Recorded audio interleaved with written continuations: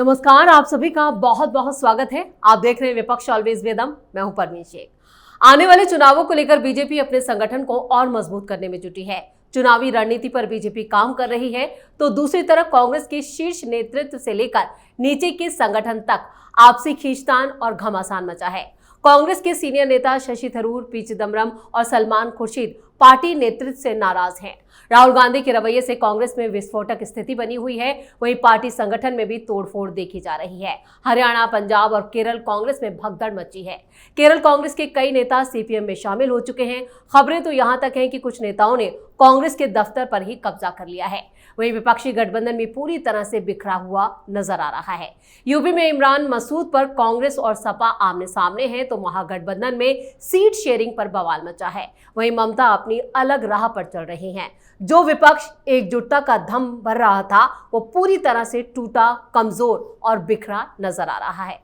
तो क्यों कांग्रेस में मची है भगदड़ और विपक्षी पार्टियां एक दूसरे के लिए क्यों चुनौती बनी है? इसी पर चर्चा के लिए स्टूडियो मौजूद हैं कैपिटल टीवी के editor in chief doctor Manish Kumar और एग्जीक्यूटिव एडिटर राजीव कुमार। आप दोनों का बहुत बहुत स्वागत है। धन्यवाद। कांग्रेस बीजेपी से मुकाबले का दम जरूर भरती है, लेकिन बीजेपी की तैयारी, बीजेपी की रणनीति वहां पर कहीं नहीं टिकती। कांग्रेस भाई कैसे टिकेगी?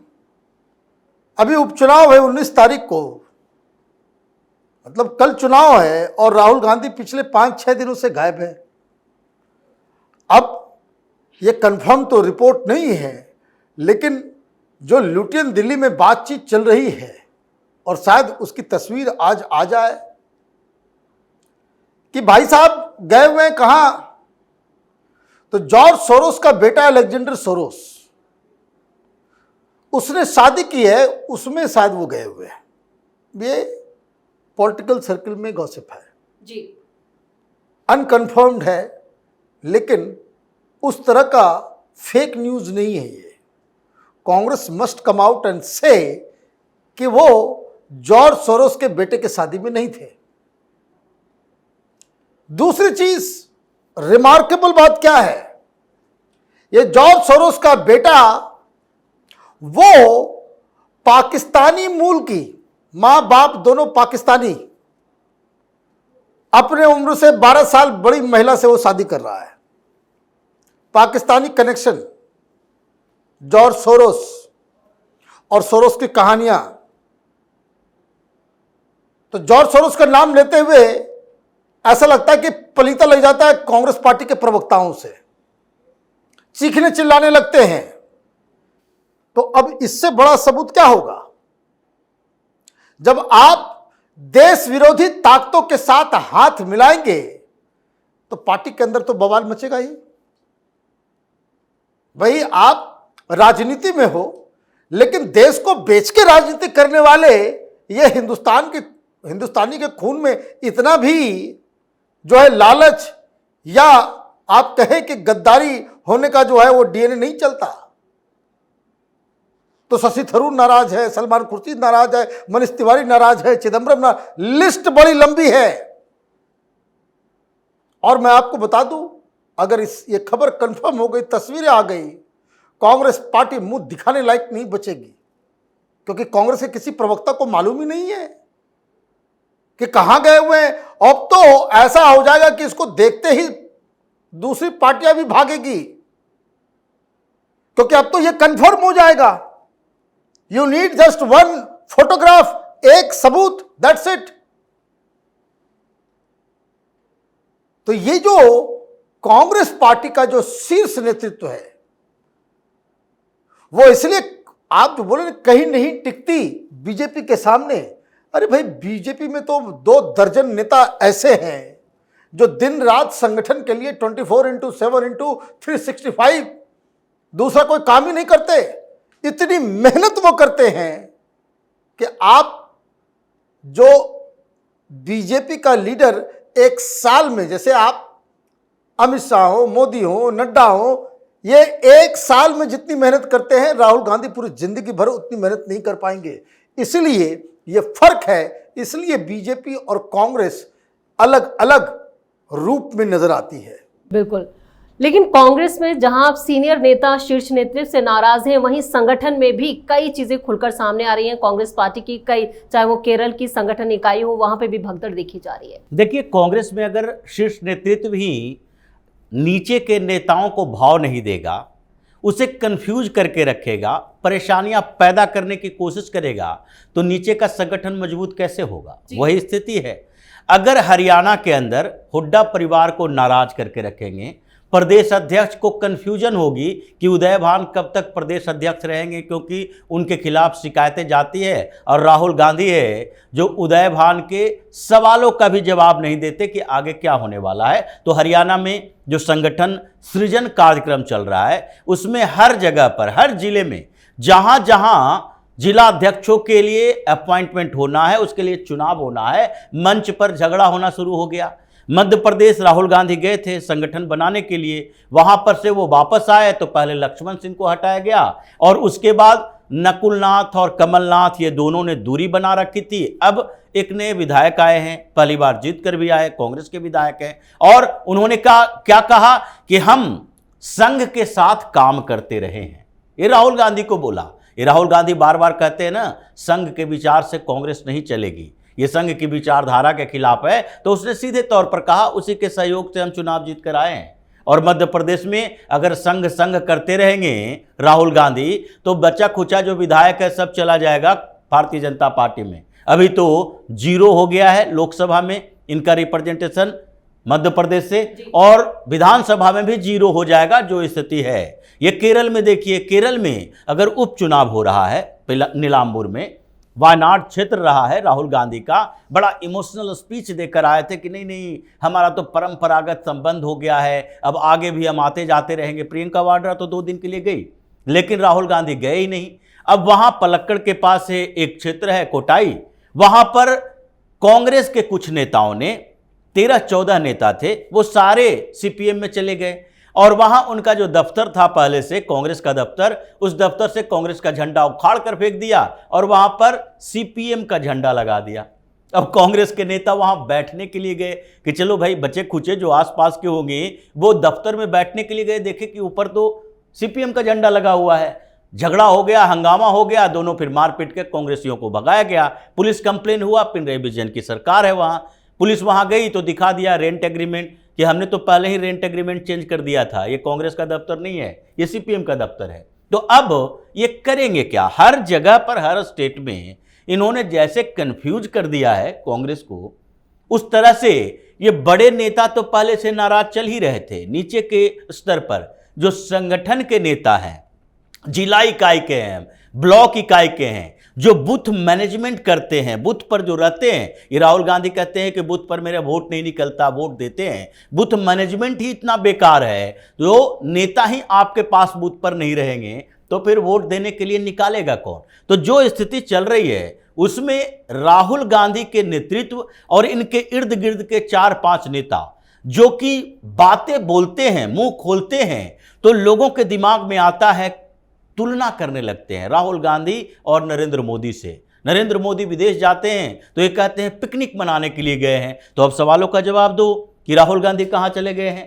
पिकनिक मनाने के नाम पर अगर मोदी गए हैं तो वहां से लेकर आते हैं, चाहे साइप्रस जाएं, कनाडा जाएं, इससे पहले यूएस जाएं, कहीं भी जाते हैं तो वो कुछ लेकर आते हैं देश के लिए, समझौते करके आते हैं। और राहुल गांधी जाते हैं तो देश को बदनाम करके आते हैं। तो ये अंतर रहेगा, तो कांग्रेस के अंदर कंफ्यूजन रहेगा और उस कंफ्यूजन के कारण कांग्रेस में जो ऊपर से नीचे तक दरार पड़ी हुई है, अगर ये खाई थोड़ी और गहरी हो गई तो उसी खाई में राहुल गांधी की राजनीतिक मौत हो जाएगी। बिल्कुल, कांग्रेस की समस्याएं तो लगातार बढ़ती ही जा रही हैं, लेकिन महागठबंधन को लेकर भी खबरें ठीक नहीं आ रही हैं। सीट शेयरिंग को लेकर अभी भी माथापच्ची और बवाल मचा है। देखिए, मैं पहले से कह रहा हूं, वहां पे महागठबंधन जो 7 पार्टियों का गठबंधन है, जिसमें CPI, CPM, CPI ML, Congress, RJD, VIP, ये जो तमाम पार्टियां हैं,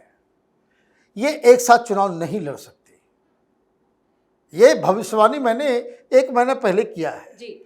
उसका कारण मैं बता देता हूं कि कांग्रेस पार्टी ने एक मूड बना लिया है कि हम पिछली बार 70 मुझे मिला था, इस बार भी 70 लेंगे। कांग्रेस पार्टी ने यह मूड बना लिया है कि पिछली बार जो हमारा परफॉर्मेंस खराब रहा वो इसलिए खराब रहा कि 70 सीटें तो तेजस्वी और लालू यादव ने दिया, लेकिन सब चुन चुन के हारे हुए सीट को थमा दिया कि जहां से कोई भी महागठबंधन से जीत ही नहीं सकता, जहां से वो जीत नहीं सकते वहां कांग्रेस को दे दिया। और हमारा परफॉर्मेंस खराब हुआ तो हमारे सिर पे जो है ठिकरा फोड़ दिया कि ये लो, आपको तो 70 सीट दिए, आपकी वजह से हमारी सरकार नहीं बनी। अब ये कह रहे हैं कि 70 तो अब लूंगा, लेकिन वो 70 कौन होगा वो हम डिसाइड करेंगे।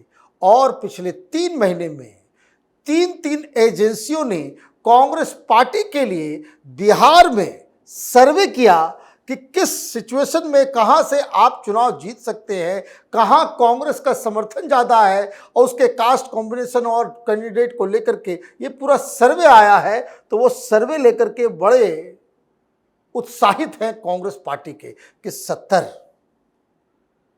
तो वीआईपी वाला भी बोल रहा है 60, तो सीपीआई एमएल वाले बोल रहे हैं उनका अपना सिस्टम है और वो रीजनेबल भी है। वो सीपीआई एमएल कह रहा है 45 दो हमको, तो बच गए कौन? आरजेडी बच गया सीपीएम, बच गया सीपीआई। अब ये लोग जो उधर उधर डिमांड कर रहे हैं, तो कुल मिलाकर के 243 में बचा 68।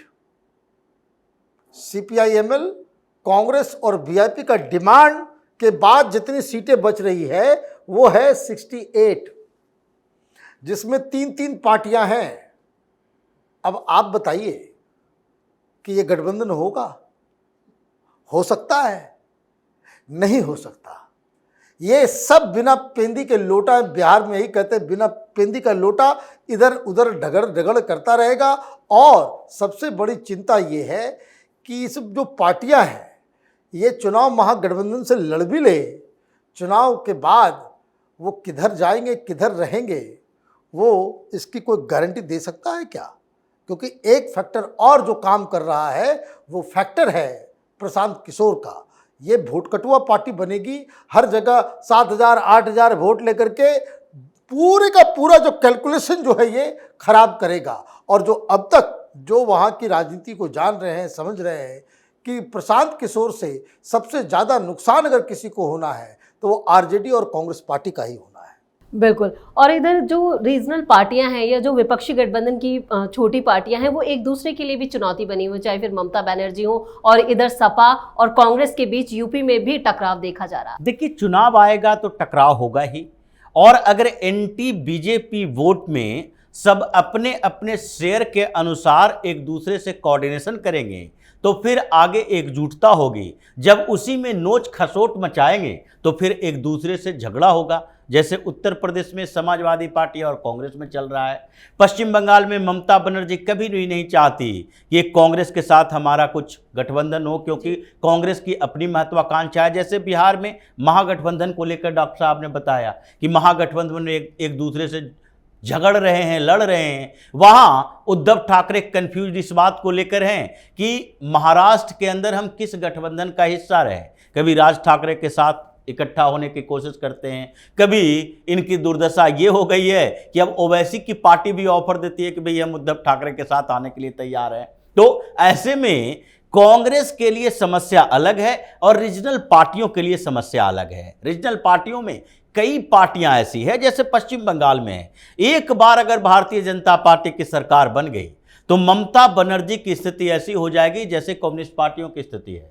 फिर अगले 20 सालों तक ममता बनर्जी की वापसी नहीं हो सकती। जैसे कुछ समय के संघर्ष के बाद उन्होंने वामपंथी पार्टियों को रिप्लेस किया, अब इसके जाने के बाद भारतीय जनता पार्टी की एक सरकार बनती है तो 15-20 सालों तक ममता बनर्जी की वापसी नहीं होगी। क्योंकि देखिए अभिषेक बनर्जी की स्थिति, वो डेलीगेशन का हिस्सा थे और वहां आने के बाद कि जितनी भी रीजनल पार्टियां हैं वो सब ने, यहां तक कि कनिमोझी ने भी सरकार की तारीफ की, मोदी की तारीफ की और इस डेलीगेशन के सफलता की बात की, सुप्रिया सुले ने भी की। लेकिन अभिषेक बनर्जी सवाल उठा रहा है 33 देश में हम गए, क्या क्या लेकर आए ये हमें पता नहीं, कितने देशों का सपोर्ट मिला ये तो तुम डिसाइड करोगे। जहां जहां गए थे वहां सपोर्ट लेकर आए कि नहीं, ये तुम डिसाइड करोगे, क्योंकि शशि थरूर ने तो बताया कि हम क्या अचीव करके आए हैं, सुप्रिया सुले ने तो बताया कि क्या अचीव करके आए हैं। मुस्लिम देशों में गई थी और आकर बोलती है कि वहां पर इंदिरा गांधी, जवाहरलाल नेहरू की बात तो हो ही रही थी, लेकिन सारे देशों में मोदी की बात जरूर हुई है। लेकिन ये ममता बनर्जी की पार्टी में ये चल रहा है। क्यों? क्योंकि इसे डर है कि अगर इसमें अचीवमेंट की बात करेंगे तो भारतीय जनता पार्टी, पीएम मोदी के अचीवमेंट की बात होगी, और पश्चिम बंगाल में आगे चुनाव है, लग रहा है कि इस बार हमारा जाना तय है। तो आपस में उलझे हुए एंटी बीजेपी वोट के लिए है कि अगर यह बिखर गया तो उसके बाद भारतीय जनता पार्टी यहां सरकार बना लेगी, चाहे डीएमके हो या फिर सीपीएम हो या फिर कांग्रेस हो या फिर सपा या फिर टीएमसी हो। ये सारी पार्टियां अपने अस्तित्व के लिए लड़ रही है, तो ऐसे में एक दूसरे से उलझेगी ही। ये गठबंधन, ये एकता, ये सारी बातें बीच के दौर के लिए है। चुनाव के समय जब राष्ट्रीय स्तर पर चुनाव होते हैं तभी एकजुटता दिखा सकते हैं, जब क्षेत्रीय स्तर पर चुनाव होंगे विधानसभा के, तो ये आपस में कभी एक हो ही नहीं सकते। चलिए, इस तमाम जानकारी के लिए और सटीक विश्लेषण के लिए आप दोनों का बहुत बहुत धन्यवाद। धन्यवाद। चुनावी हार से कांग्रेस पूरी तरह से खोखली हो चुकी है। अब पार्टी में बचे सीनियर नेता राहुल गांधी पर सवाल उठा रहे हैं। इधर राहुल गांधी संगठन के नाम पर पार्टी की समस्याएं और बढ़ाने का काम कर रहे हैं, जिससे पार्टी और संगठन दोनों पर उनकी पकड़ कमजोर हो रही है और पार्टी गर्त की तरफ जा रही है। वहीं विपक्ष की तमाम पार्टियां भी अपने अस्तित्व की लड़ाई लड़ रही हैं और एक दूसरे के लिए चुनौतियां पेश कर रही हैं। इस खास शो में इतना ही। वीडियो कैसा लगा कमेंट करके अपनी राय जरूर दें। वीडियो को लाइक करें, शेयर करें और कैपिटल टीवी को सब्सक्राइब जरूर करें। धन्यवाद।